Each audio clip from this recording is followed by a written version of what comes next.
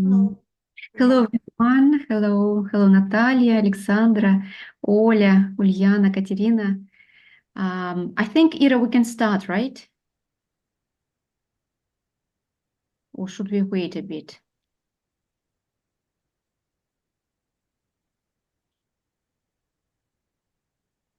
Well, we can probably start with just sharing some of our feelings, moods.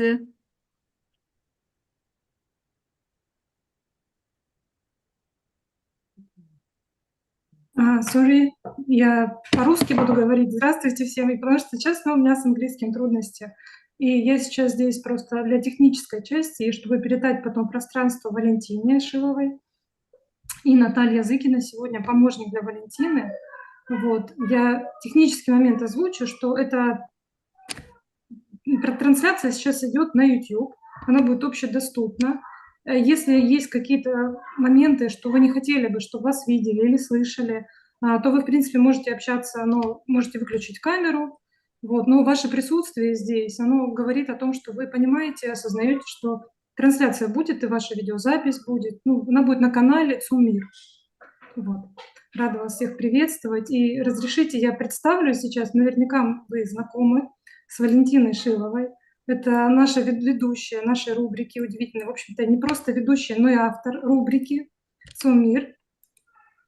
И Валентина – это уже психолог, консультант в ценностно-ориентированном подходе, и не только. Валентина также является лингвистом, доцентом, специалистом в сфере английского языка, и не просто английского языка, а стилистики английского языка. Если я правильно, да, говорю, Валентина, если что, вы меня поправьте. И я Благодарю, да. да, невероятно рада, что специалист квалифицированный такого уровня в свободном доступе помогает людям больше понять английский язык, почувствовать его с таким психологическим акцентом. Тогда передаю вам пространство, Валентина, вам и Наталье. Спасибо большое. И у меня будет возможность организовывать залы, да?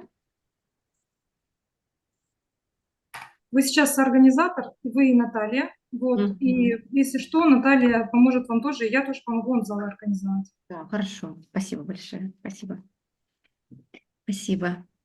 Well, so then probably, as I said, it's a good idea to start with sharing, to see what we can bring into our space.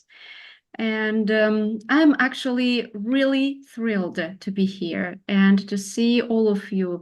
Natasha, Sasha, Oля, Ulyana, Katya, I know also is here, so it's a pleasure to see you. And this project actually is really inspirational to me.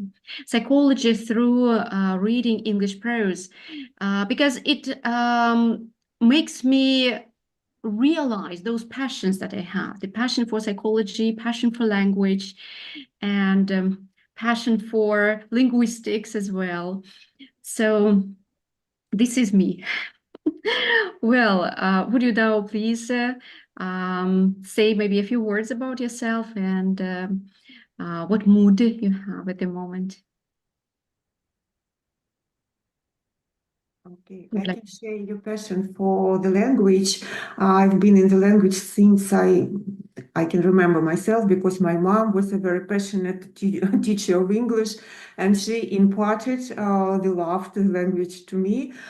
So we've been meeting with you from time to time. Unfortunately, it's too seldom recently, but in our English club, at our meetings, and it's always a pleasure sharing our views, our moods, our tendencies, our wishes during the meetings, and to continue this pleasure communicating with you. Also, I adore literature. I'm a passionate, ardent reader. Maybe I don't have some strict system of reading, but I adore reading, and I'm interested in the pieces of literature that you have been sending to us. It is interesting, and it's interesting to share the views with the people who also read and who also love language. It is always a pleasure to be in a community, part of a community. Thank you. Thank you, Uliana. Thank you. Thank you for mentioning being part of the community. Actually, this is the whole idea of these sessions. Because when we share, when we touch upon some issues that move us, and we share those ideas with others, we kind of enrich ourselves this way. So this is why I'm here as well. Thank you. Thank you. Who would like to continue?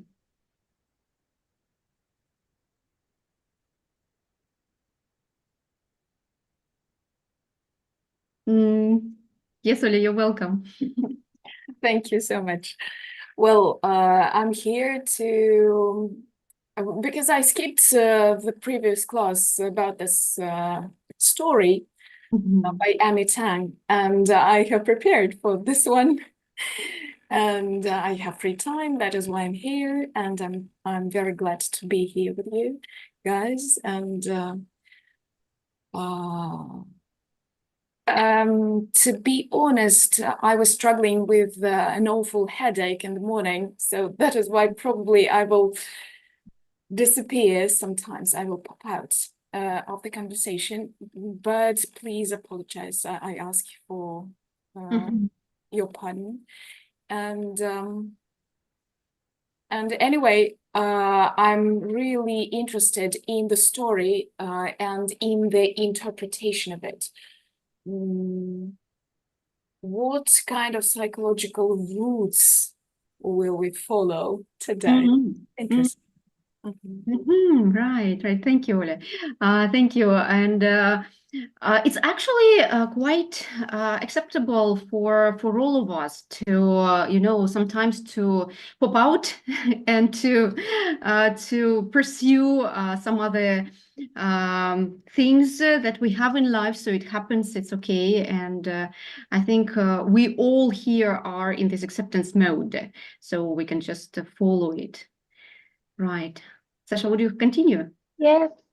Hello, I'm Alexandra, and I'm a PhD in physics, and that's why I studied English, and I like English. I don't know why. I like watch movies in English in original language, and so on. And I wanted to attend these classes the previous time, but I was busy actually. And I'm happy to take part in this meeting today because it's also interesting for me to discuss psychology in English, and it's interesting to formulate my thoughts in English. Right, thank you. Thank you. Thank you, Alexandra. And, I'm actually enchanted by your personality, being a PhD in physics, being interested in psychology. I know that you're interested in dancing and being so versatile. It's something that inspires many people, including me. Thanks. Thank you very much. Natasha, would you continue? Yes, good morning, everyone. And I feel all what you are all feeling right now. First of all, I also had a headache today. So, Olga, I feel for you. And I feel so thrilled and excited today to be present in this meeting. And it's being recorded, and so other people can watch it later. It's amazing. And the story you have chosen, Valentina, is also so interesting. I've never read it before. And while I was reading it, I was thinking about what are we going to talk about? There are so many things in there. This amazing little girl. So Thank you. it's great. And I want to thank you for this idea to have such meetings on our channel, our value-orientated university of psychology, value-orientated psychology. And I had these ideas myself before, and I'm glad we started this. direction. It's very important for our university. Thank you. Thank you, Natasha. So we are on the same page with you. It seems to be so. Right, thank you. Katya, are you willing, do you have an opportunity to be part of our group today?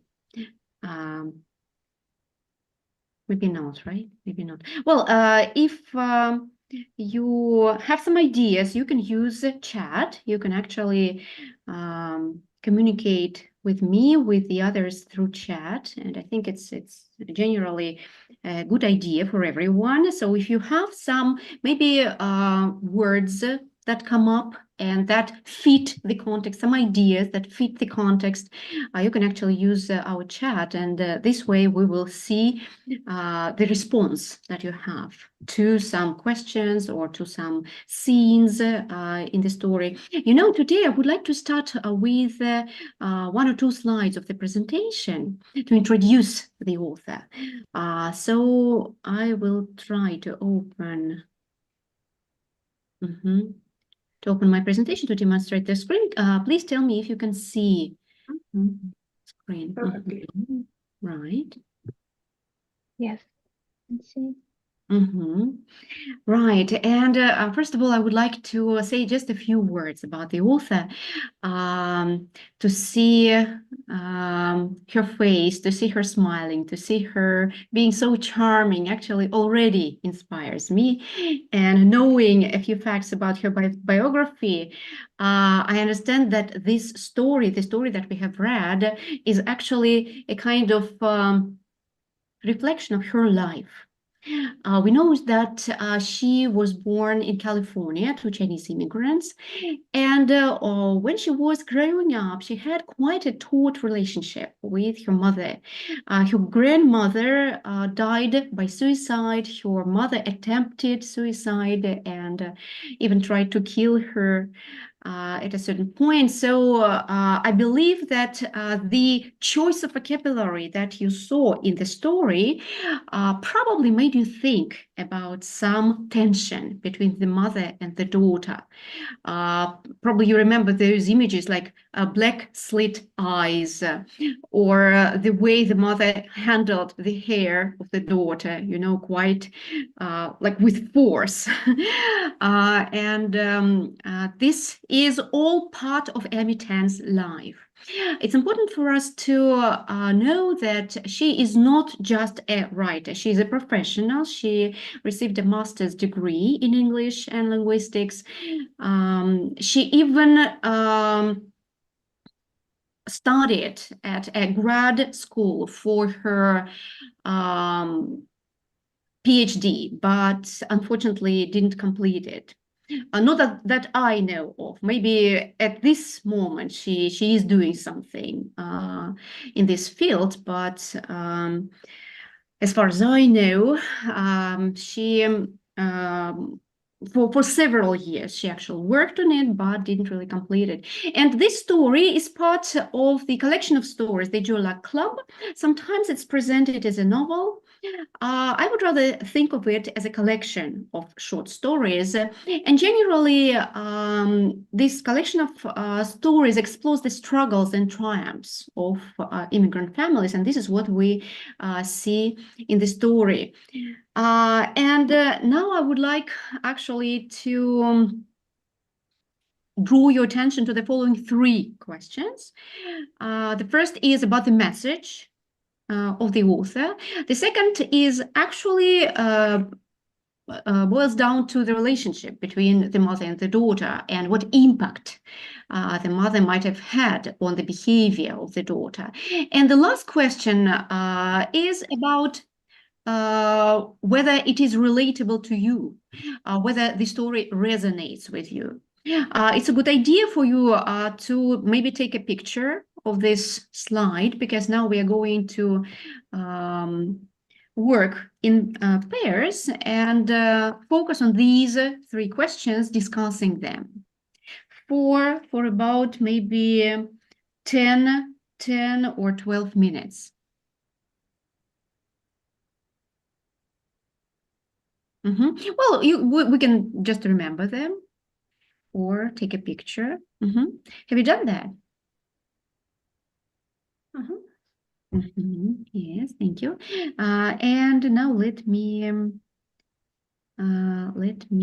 create some rooms. So we're going to have, I think 2 rooms, right? What do you say? 2 rooms. Okay.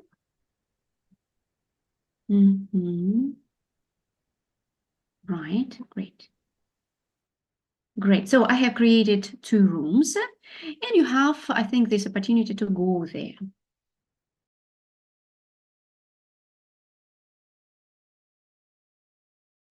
Hello again.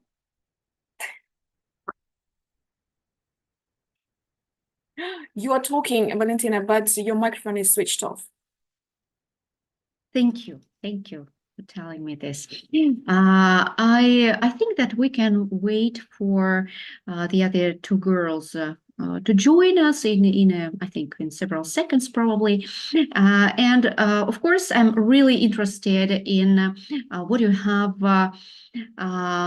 found out about each other, about your perspectives on the story, because when we get united, we kind of get united for some reason.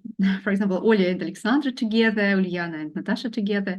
So I'm sure there was some reason. So I would really like you to share some highlights from your discussion.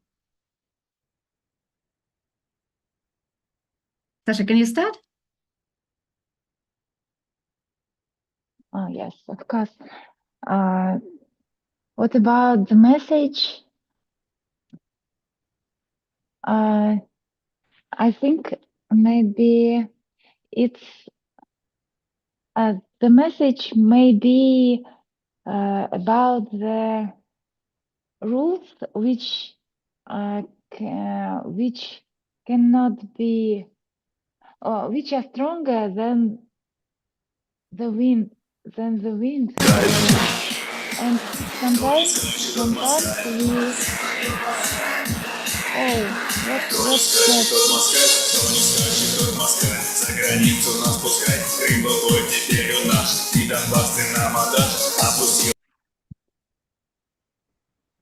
Yeah, it's by accident something happened.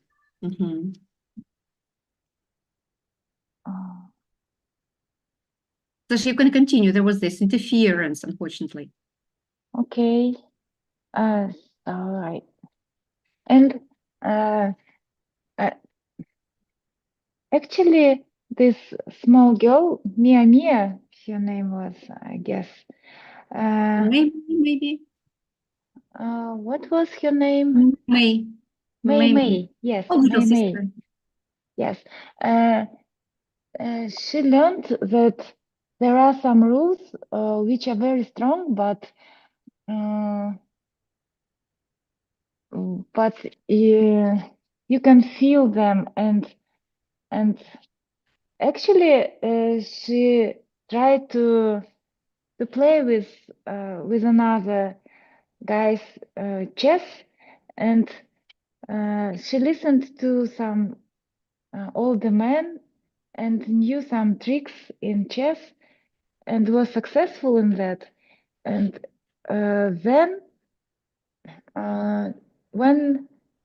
she found that some rules are different for different people, and she felt, and she managed to feel this wind which blows, and finally she found her own rules, and she tried to defend her borders when her mom tried to use her to show the neighbors that this is her daughter and she is successful. And this girl was brave enough to say to her mom, and and even after all the consequences, she tried to make the next move, like in her chess game, and Actually, I hope, and I'm glad that this next move was not like from her grandmother, and she didn't go through the window, went out through the window, but actually felt something, some another feeling like flying and light inside her. So I'm sorry. No, it's Some it's great. thoughts are mixed. You know, though maybe some of the thoughts are mixed, but you have actually conveyed quite an important idea that the girl has strength actually to cope with the situation, and she really doesn't follow the suit of the grandmother, nor does she follow the suit of the mother, if we remember the biography of Amy Tan. So she actually is planning some strategy. She's developing some strategy. Thank you. Thank you, Uliana. Natasha, would you please share some highlights from your discussion?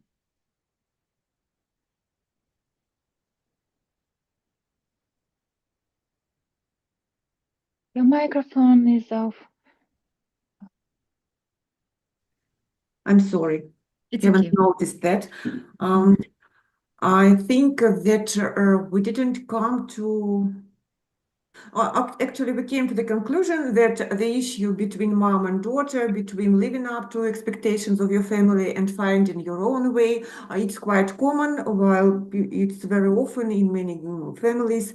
But we underlined that really her passion for chess, her talent at this sphere helped her to really, to coin her own strategy in life and accept not only games, not only tournaments, but how to deal with her family. She's still part of them, and she isn't going to break through out of the community, but she wants to have her life, and she's definite about it. She is assertive, and I think, using her game strategies, she brings them into life to deal with people, with mom, with family. Thank you, Liana. Thank you. Dasha, anything to add to this? Just in few words, I'm amazed by this girl. She's stronger than I was when I was little, because I wouldn't be able to say to my mom like this, don't use me as a trophy or something. I think she's a strong, determined, and yes, she has her coping mechanism, and plus she's talented. It's a great story. Thank you. Thank you. And I also heard you mentioning value-oriented psychology, value-oriented approach to interpret the story. Basically, when we speak about value-oriented approach, we speak of the stance of a learner in life. So adopting the stance of a learner in life, and we learn from difficulties. So we cannot say that the girl learns to see eye to eye with her mother, right? So she doesn't actually do this. So she goes the opposite way. She tries to design a strategy to save her resources, right?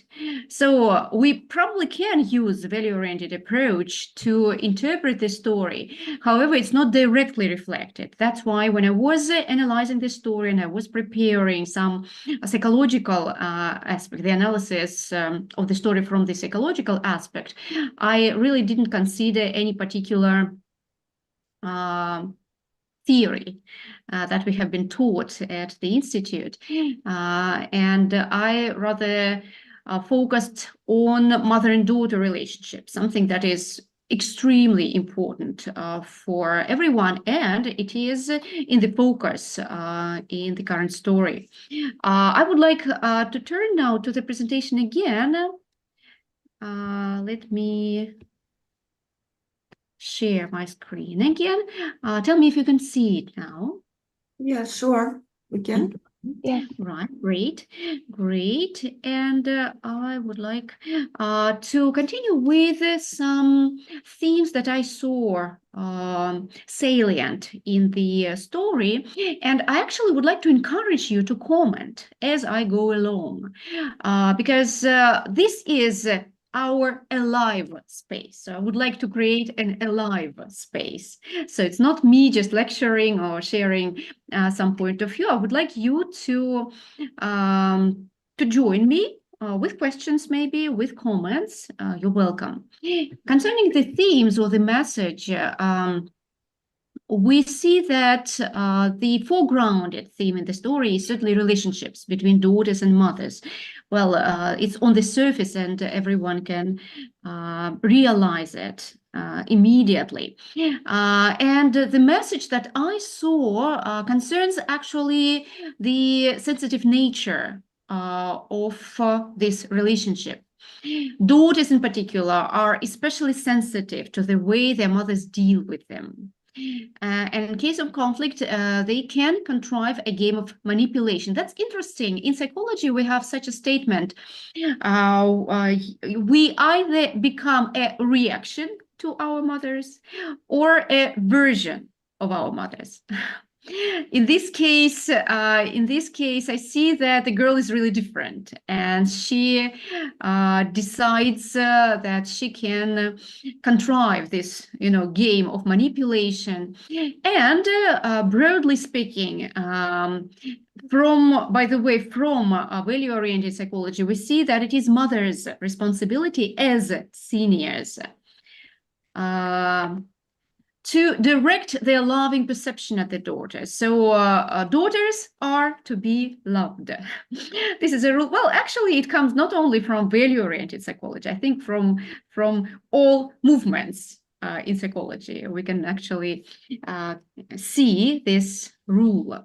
To support this idea, I wanted to draw your attention to some quotes that I have presented here on the slide. And when TanNa describes the relationship between the mother and the daughter, she draws our attention to different perception channels, to different representative systems of a person, if you remember this term. And she describes this relationship through through a variety of channels. And the first that I would like to draw attention to is tactile perception channel. We often see the verbs that describe, tactile perception, like she grasped my hand even tighter as she glared at me. And this is the line from the conflict, from this climax part in the story. Or my mother's eyes turned into dangerous black slits. She had no words for me, just sharp silence. Visual perception, of course, is also very important for the protagonist, as well as auditory.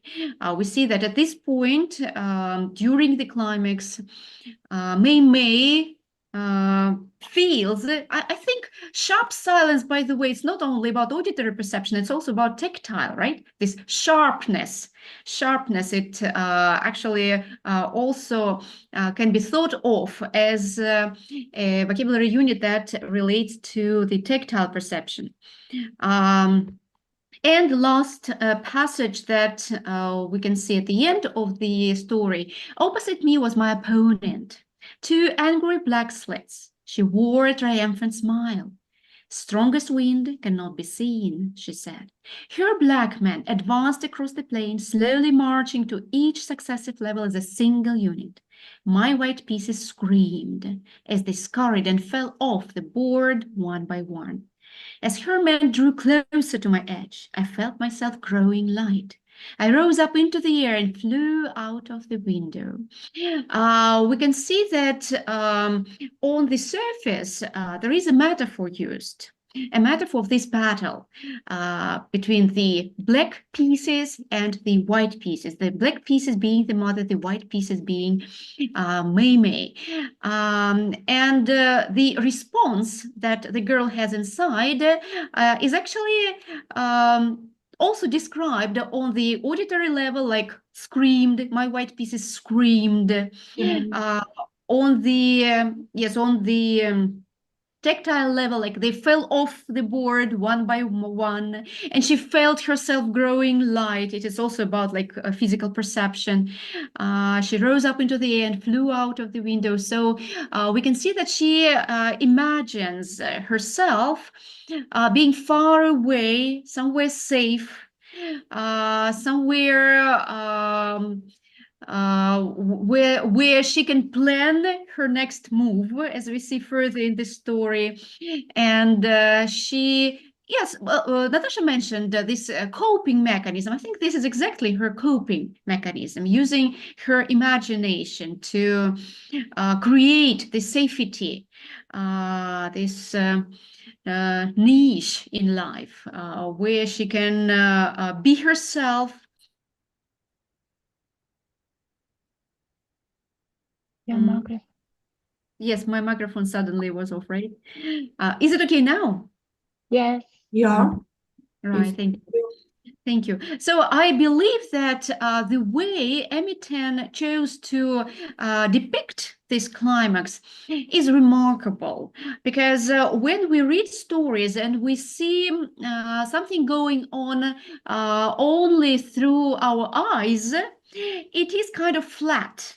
So we have this kind of one plane only, just this visual dimension. Here, however, Emi actualized tactile perception as well as visual and auditory perceptions. And this helps us, by the way, get immersed in the whole story and feel it from inside, which I think is very important for the reader, for any reader.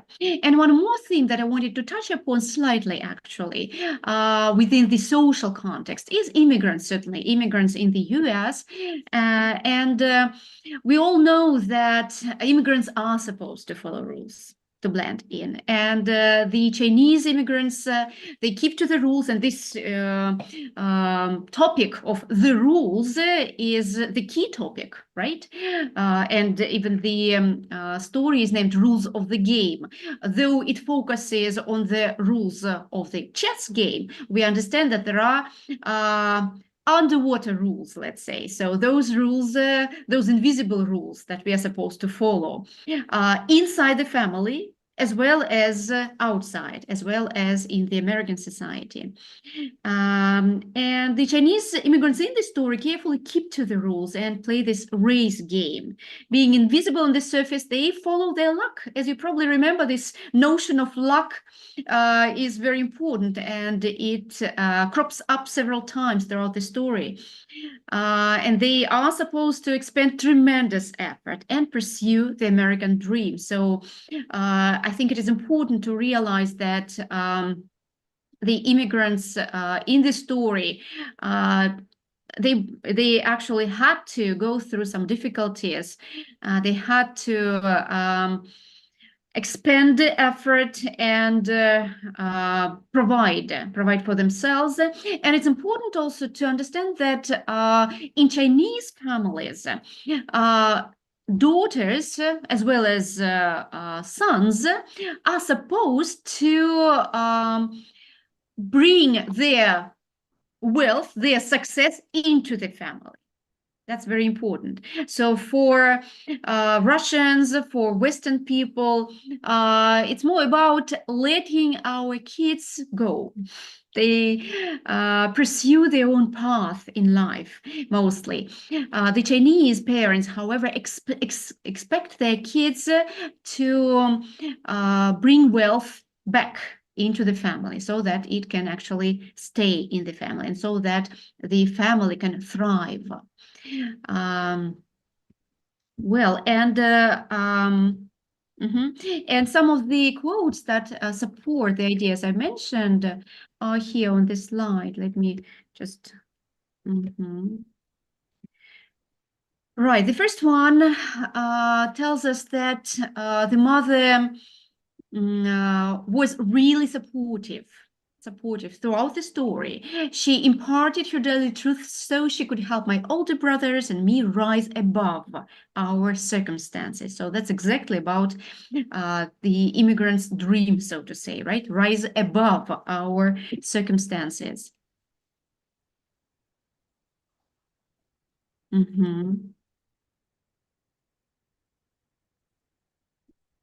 The next one, she scanned the pages quickly, not reading the foreign English symbols, seeming to search deliberately for nothing in particular. These American rules, she concluded at last. Every time people come out from foreign country, must know rules. So this extract draws our attention to the fact that rules is something that the mother is probably obsessed with, because she tells her kids about it, and she herself tries to follow it, and probably it is driven by fear. By the way, speaking about psychology, now that I start thinking about it, I think it may be driven by fear, by this emotion. And one more quote on this slide. It concerns the situation when Mei decides to play a trick, and she brings up this topic of torture. And she does it exactly at a moment when she feels that her mother actually is kind of torturing her, trying to make plates and pulling her hair tight. And she asks her mother what is torture, and the Chinese people actually do torture. And the mother responds, Chinese people do many things, she said simply. Chinese people do business, do medicine, do painting, not lazy like American people. We do torture, best torture. And this is the episode in the story that probably makes us amused a bit, because the mother obviously is not up to the language, and she doesn't realize what the girl has been planning, and she doesn't really know the word. So however, this extract makes us realize that there is this clash in the mother's mind between the Chinese and American people, and she constantly evaluates actually the society that she lives in. And I would like now to ask you to share some of your ideas on this question: what trends in our Russian families and society are reflected in this story in light of what I have mentioned?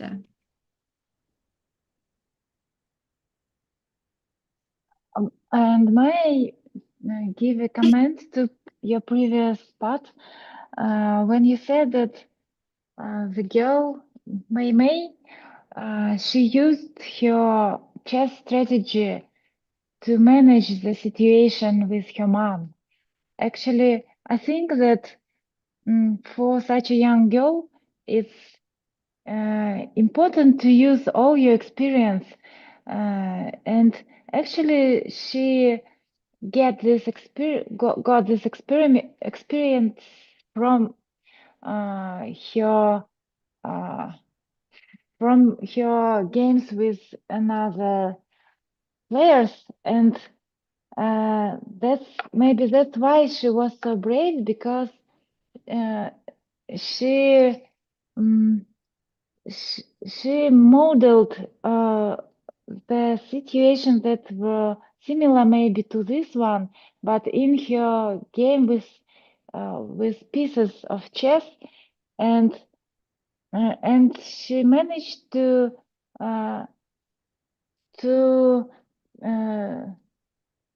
go out of this plane of chess board, but look at the situation just above, and it gave her the force and the will to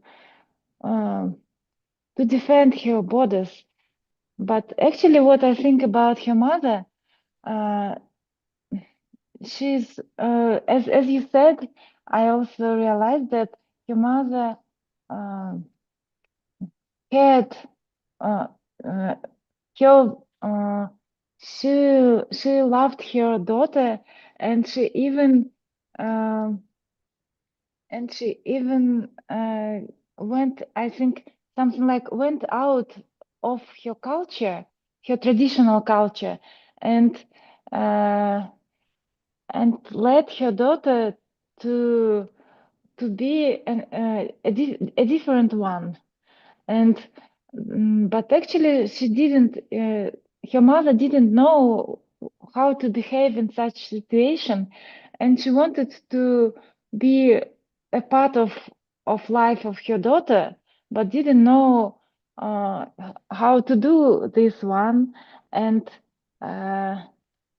tried, and her attempts were very poor.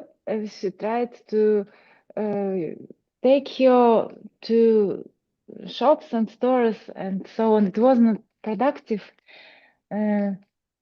So her mother was trying to know the new rules of another culture, but at some point she didn't manage to go further, to go to make the next step, I guess. So, and I think, yes, that's. Yeah, thank you. Thank you, Sasha. Such an amazing idea that at the end we can see Mei floating and actually contemplating everything from above, from this bird's eye view perspective. And that's something that tells us that she's kind of developing in her strategies, right? And she has actually found, yes, she has found a way to look at the situation. So in psychology, we speak about this very important strategy to learn to detach ourselves from our emotions, right? And what we see at the end of the story seems to be exactly this, right? Floating in her mind, out of the window, and considering everything from this bird's eye viewpoint. It's exactly about detaching yourself from this hurt child inside, as we say, right? Thank you. That's a really very important thing to consider. Uliana, Natasha, have you got any ideas to add? Actually, I'd like to add to Sasha's performance, like speech. She reminded me of a very good Russian saying. It's not a proverb, that we all stand on the shoulders of our parents. Of course, Mei, his mother, couldn't see all the perspective from her point of view because no, she had a hard life. She had a lot of children, and she had to struggle with the state of marginals in this new society and to raise all her children in the idea of success and discipline. So she couldn't see any further than she was able at that moment. But Mei could go further only because her parents did their way before her, but for her. So she found herself at this level only because her parents immigrated from China. Maybe there were rather worse conditions there for their family, for raising children than in America. They did this hard way through all the obstacles and succeeded in their own way. So Mei could go further. So we all stand on the shoulders of our parents. I like this saying. Yes, exactly. Thank you very much. So you have contributed greatly to enriching and to deepening our understanding of what is going on now, right, with Mei. So she can move ahead because her parents actually have provided for her, have looked after her, and that's exactly what we see. Right, thank you. I would like to move on to the next stage, let's say, of our journey together, and this is a psychological perspective on mother-daughter relationship. I would like to present Terry Cole's taxonomy, the taxonomy of a psychologist who has been working for more than 25 years on relationships, on this topic, on relationships. And when I was thinking about this topic of mother and daughter relationships, I came up with this idea that mothers shape their life field, actually, of their daughters, having both conscious and unconscious impact on the personality. And it may sound quite surprising, but they also have impact on the choice of the future husband. We inherit a sort of blueprint from our parents. Looking back, we see that there is some kind of consistency of some, most important points in the relationship between the mother and the father. And very often we find in our own relationship the same edges, let's say. And bearing it in mind, I would like to say that when Terry Cole was analyzing mother and daughter relationship, she came up with particular roles, with particular types of the mother. Those types that you can see on this slide. So we have helpless, overprotective, unpredictable, me first, bestie, perfectionist, and good enough. However, I would say that having my own experience of therapy, I can say that we cannot reduce all relationships only to these 7 types. Well, life is multifaceted, and very often we can see something that, well, that amazes us, stuns us, deafens us sometimes, and we have to deal with it and be flexible. However, I still think that this can be a kind of foundation for us. We can use it as some initial point and maybe develop some of the ideas given by Terry Cole in our further discussion. When it comes to helpless mother, the helpless mother, she seems to be helpless as a child. So there is this role reversal in a family. Because of this, the daughter can grow too responsive, can be full of fears, in particular, fear of abandonment. And it's very difficult for such girls to develop compassion towards themselves, to love themselves. And there is this desire to control the outcomes and feelings of others. When it comes to overprotective mother, we can see that the daughters can either just betray their, they may feel that they want to betray their mother and just run riot, or they will live in constant fear and feel submissive to their mothers. Unpredictable mothers blow hot and cold, and when daughters see this behavior, they kind of are prevented probably from learning to manage their own emotions, because they see this example of the mother in their life. Me first or self-absorbed, sometimes this type of mother can be called in a broader fashion unavailable. Daughters of such mothers usually don't trust themselves. They may support others, but they again feel very insecure about themselves.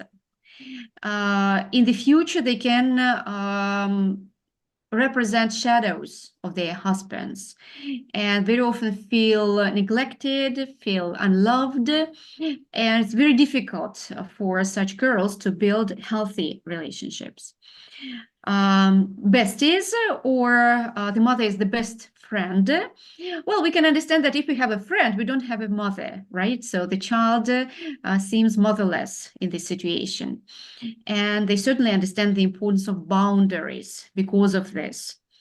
And it's interesting that these girls also can feel emotionally neglected, can grow resentful, and tend to feel unloved. Maybe you have noticed that almost with every type of the mother that I have just described previously, we can have this consequence, feeling unloved and underappreciated, right? I think that only with this good enough, that's an interesting name for a type of the mother, good enough type of the mother can provide security, love, and girls know that they are intrinsically worthy. And the perfectionist, well, this is quite ubiquitous, I would say, type, because we can find it everywhere. And when we have mothers as perfectionists, we can feel that we can never get it right. And we always find faults, we focus on what needs to be improved, and we want to perform very well in every aspect of our life. Sometimes there is this tendency to overgive and to fear the judgment of anyone, actually, whether these are closest people or some strangers. And before I turn to the question, I would like you to join me in maybe a commentary. So what do you think of these 7 types? Helpless, overprotective, unpredictable, me first, bestie, perfectionist, and good enough.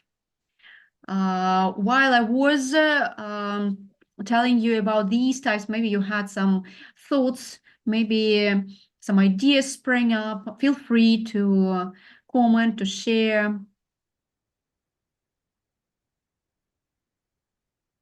Does it resonate? Maybe my mother, she was something like perfectionist, because she wanted for her daughter a success, and also she worried about what other people think about them and about her as mother of such a wonderful girl. So maybe she's Yes, perfectionist, yes. Perfectionist, right? Thank you. Thank you, Sasha. You actually have guessed my question. What types of mother can you observe in the story? Perfectionist. Uliana and Tasha, what do you think of the mother in the story? Maybe to some extent overprotective. She tried to coin the strategy for her daughter, how must she look like, what must she say, what must she treat other people, and so on.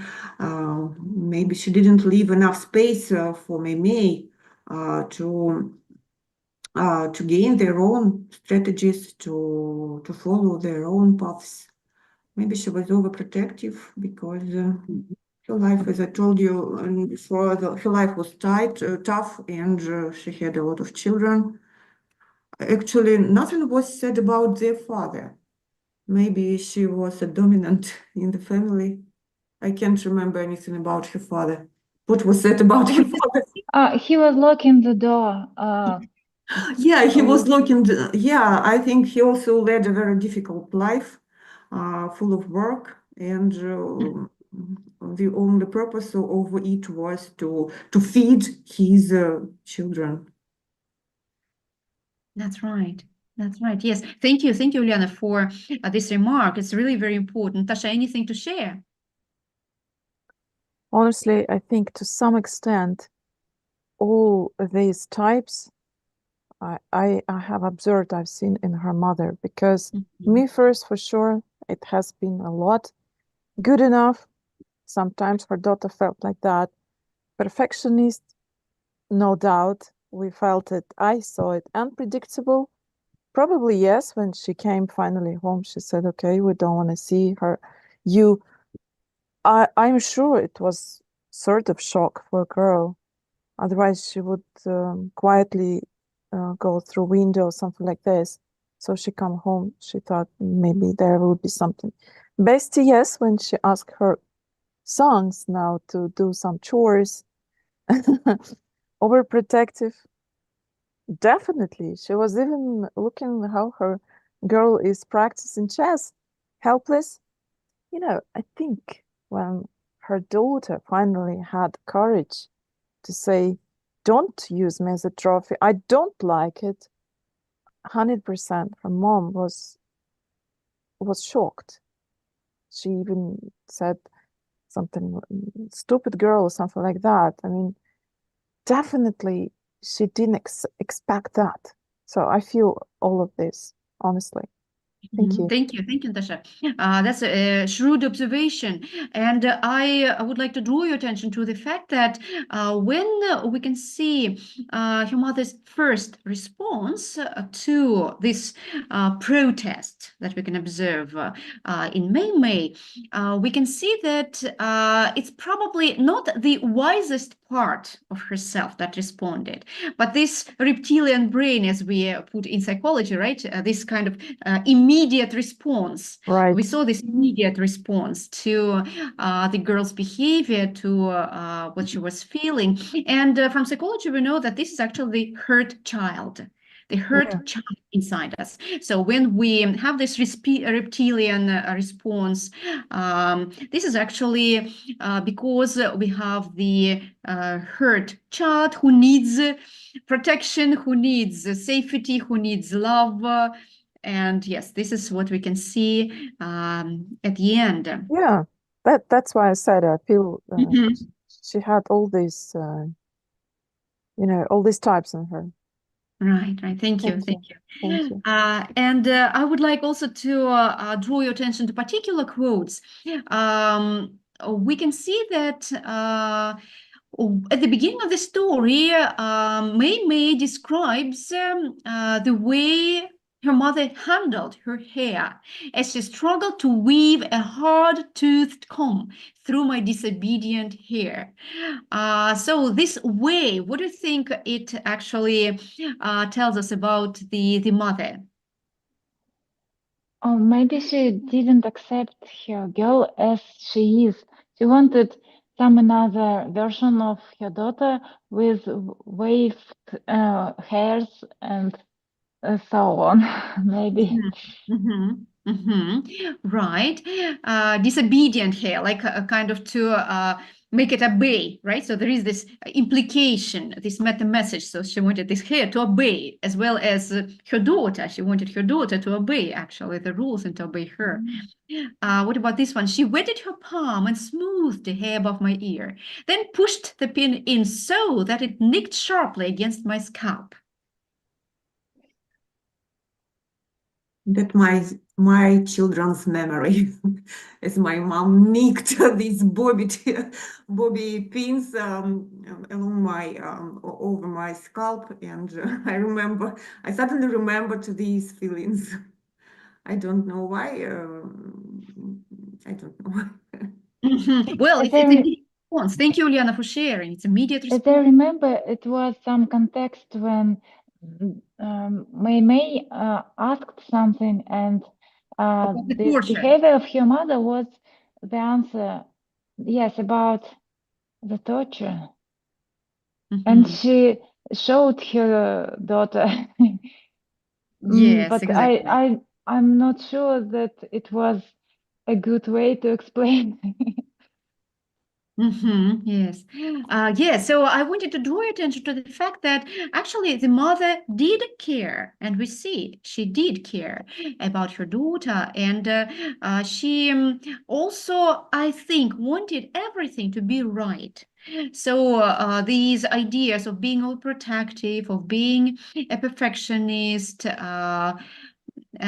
we actually see these ideas even in the description. Some other ones can be felt like between the lines as meta message, right? But these, being overprotective and being a perfectionist, they are given through the prism of the child's perception. So it's like literally given in the story. Another one, in my crisp pink and white dress with scratchy lace at the neck, one of two my mother had sewn for these special occasions, I would. So there is this detailed description of the dress. What do you think it testifies to? Your mom tried to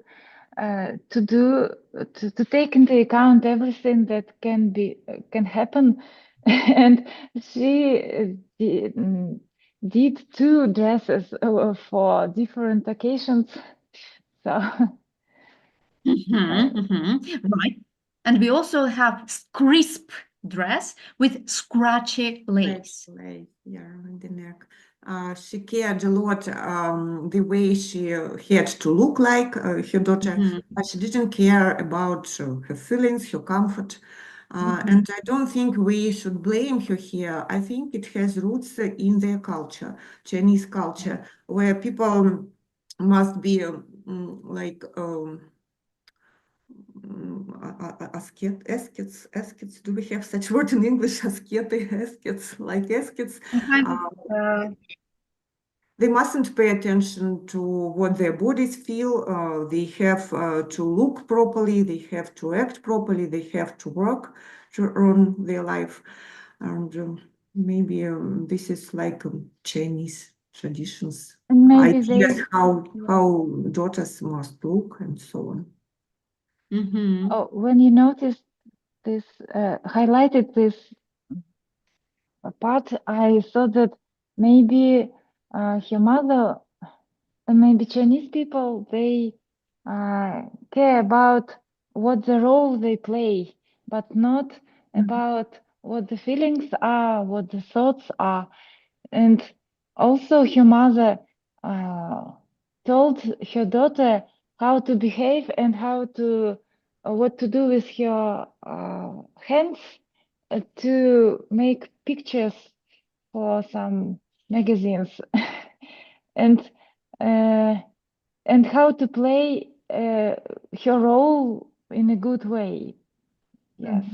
And maybe it was the reality in which her mother lived, but she maybe didn't know about the feelings of her daughter. And her daughter showed her the first time when it was a conflict that she exists and she is alive and she doesn't want another people to use her. Your daughter is not a Chinese girl any longer. She is American Chinese girl. She has a new identity, different from her mother's one. That's interesting. Thank you very much for bringing up such an interesting issue, because maybe you remember this concept of invisibility, right? So the mother said the strongest wind cannot be seen. So it's like those things that lie beneath, they are very important, right? The strongest wind cannot be seen. However, she does pay a lot of attention to the facade, to what we can see in life, right? And she shows off her own daughter, right? So that, well, it's like a trophy for her. So there is this kind of paradox that we can observe in the mother's behavior. And well, not surprisingly, if we look at ourselves, we can see that we also sometimes say one thing, but then notice ourselves doing something different. So at least it is true about me. I notice it all the time. And I'm learning to accept what I am, and that's wonderful. Actually, that's wonderful, and this is what we see in the story as well. That's interesting. And one more quote. My mother had a habit of standing over me while I plotted out my games.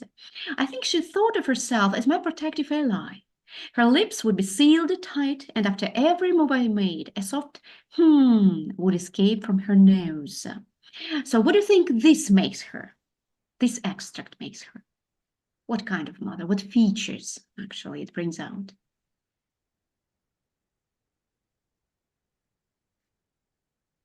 She tried to attach to what her daughter do, and to take part in her life, but didn't know how to do it because she didn't know how to play chess. She thought it's useless present for Christmas at first, and wanted to throw it out, throw away. But actually, she wanted to be with her daughter and didn't know how to do it, and That's just right. tried to breathe in the same way, I guess. Right, breathe in the same way, right, interesting. And I also wanted to draw your attention to the idea of fusion, kind of fusion, because we see that the mother does not really feel herself apart from the daughter. So she thinks that they are one single whole. So she is part of her daughter. And though it might be natural for a Chinese mother, it's kind of unnatural for a human being to be the extension of the mother. And I think this is another reason why May starts this protest. And maybe unconsciously, she kind of feels this burden. She feels this burden, and she wants to just to assert her existence, her own existence. Yes. So this is. What do you think of it?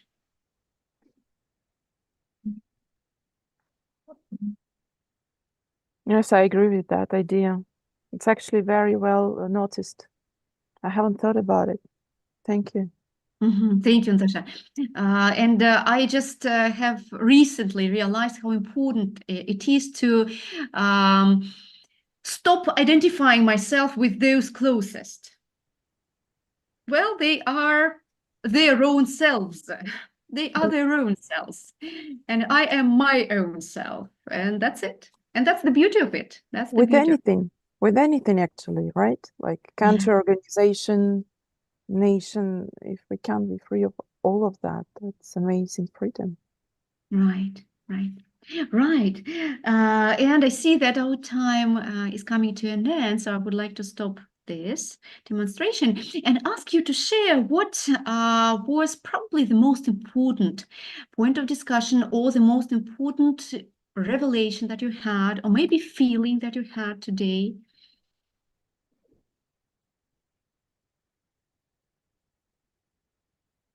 I think my main I'm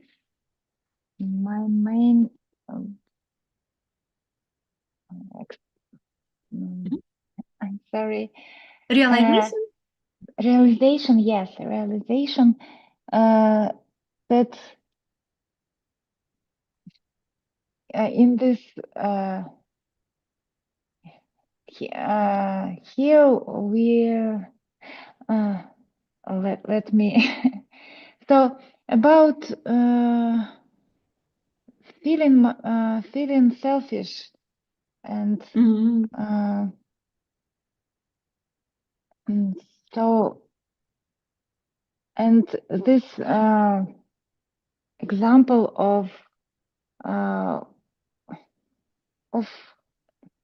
this young girl to feel that she exists, and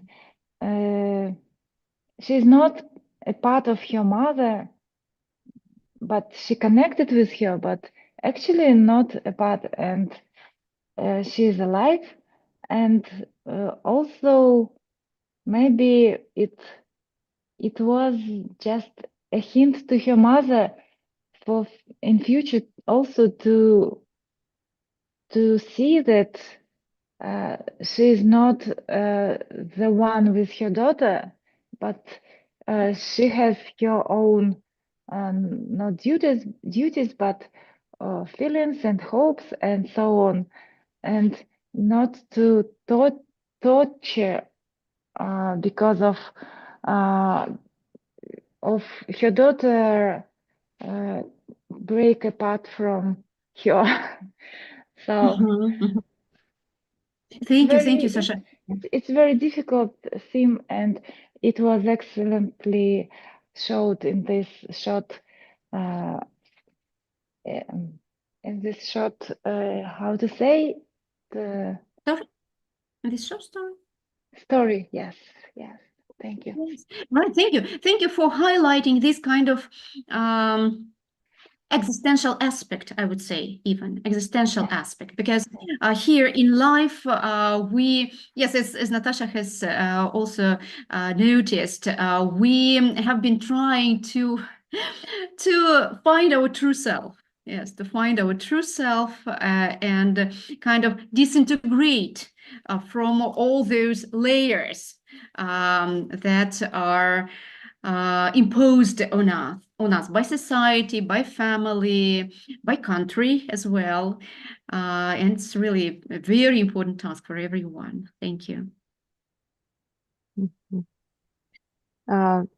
What I have noticed and what was important to me, first of all, Valentina, thank you for introducing this story to us.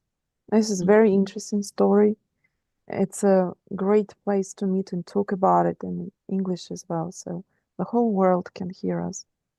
And I mean, not just in Russian speaking, right? And your last idea about fusion, that mother didn't feel different from her daughter, this is such a common thing at children. Just yesterday, my friend and I was talking about similar situation at her friend's family with the son, when they told him, look, we did so many things for you, now you should do what we tell you. And he's 23. And of course, he doesn't want to do what they tell him. He's his own person. So it's a huge issue, actually. It's very interesting that you pointed to that. It's a whole different topic we can discuss one day. True. I think, to sum up this story, like I said, it's amazing coping mechanism which we have observed in the story of this girl.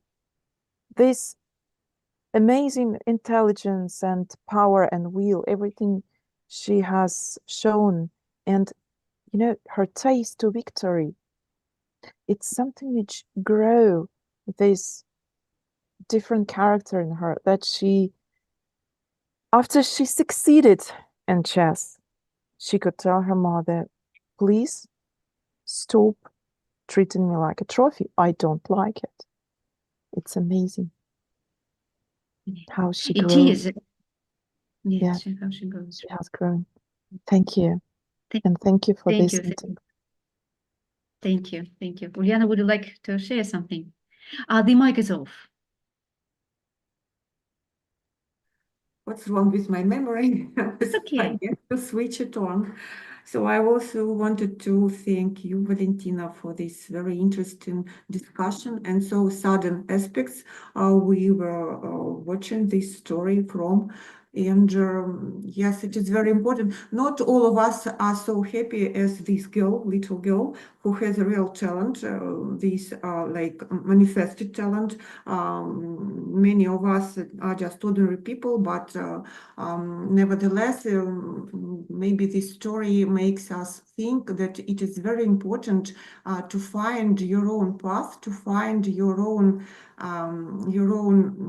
loves, your own wishes, to understand, to realize who we really are, to come to ourselves, to our real selves, and to begin independent of other people's opinions, of the expectations from our parents or communities, and to live our own lives. So this is very important, to find things that we really love. Not that we're told that we must love because our parents expected that from us, but our real loves, our the way, the things that our soul calls for us to follow our paths. So this is like Exactly. very important. Yes, exactly. Beautifully put. Thank you. Thank you, Uliana. Oля, would you like to say a few words? Oля, Katya, if you're with us. Maybe not now, right? Right. And then I wanted kind of to sum up what you all have mentioned.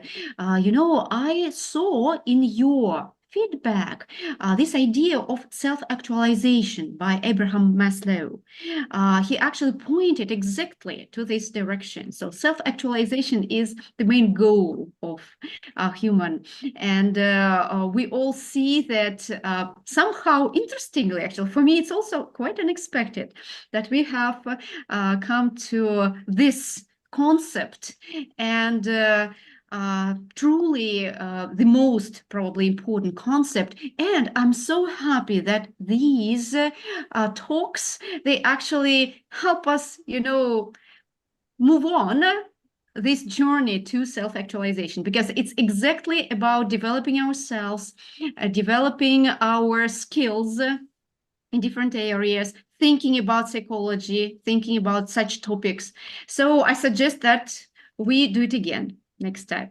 Yeah, sure. Thank you very much, Valia. It was Yes. very interesting and helpful. Thanks a lot. Thank you. Thank Yes, you, let's do it Everybody, again. it was a very interesting discussion. Thank you.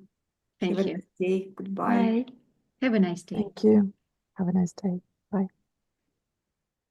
I didn't find the red receiver.